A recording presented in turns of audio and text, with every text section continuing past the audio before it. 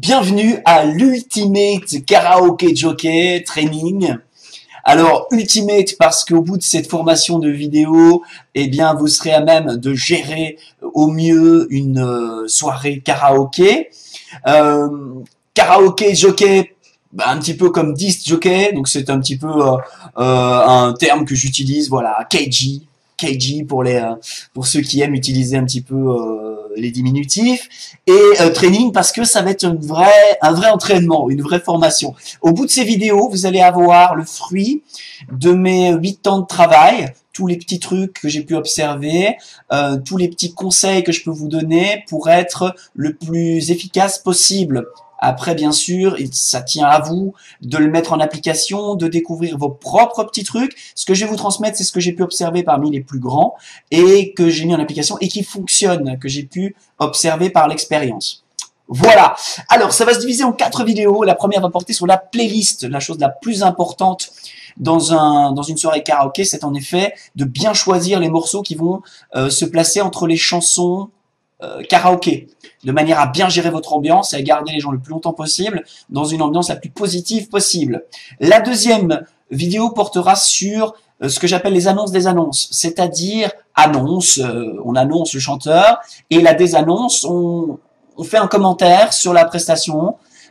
Pourquoi ces deux moments-là? Eh bien parce qu'à ce moment-là, les gens sont attentifs.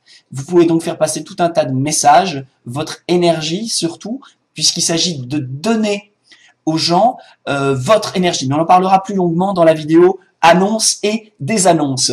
La troisième vidéo portera sur la gestion des clients. En effet, ce n'est pas comme pour un DJ normal qui est derrière sa console et qui doit juste mixer les morceaux et personne ne vient l'embêter. Là, vous allez être confronté à des tas de gens qui vont venir vous parler, venir vous dire bonjour, demander quand est-ce que leur morceau va passer, demander si vous pouvez changer de morceau. Enfin, ça va vous confronter durant une soirée à tout un tas de cas. Nous verrons quels cas les uns derrière les autres et quelles sont, selon moi, les attitudes les plus efficaces, encore une fois, si on garde toujours en ligne de mire le but qui est d'avoir une soirée où les gens s'éclatent, où les gens ont envie de revenir, où les gens restent tard et où les gens boivent. Voilà. La dernière étape portera sur tout ce qui est son et réglage, non pas tactique et technique parce que ça dépend de la table de mix, ça dépend de tout un tas de facteurs dont on ne pourra pas discuter ici, mais par contre, eh bien, cette partie-là, je vous donnerai tout un tas d'informations plutôt sur comment gérer un son et comment gérer un son durant la soirée et quelques petits facteurs par rapport à ça.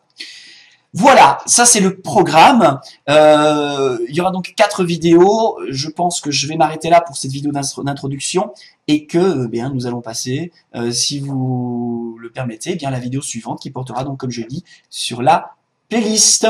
Merci de votre attention et à tout de suite si vous êtes motivé.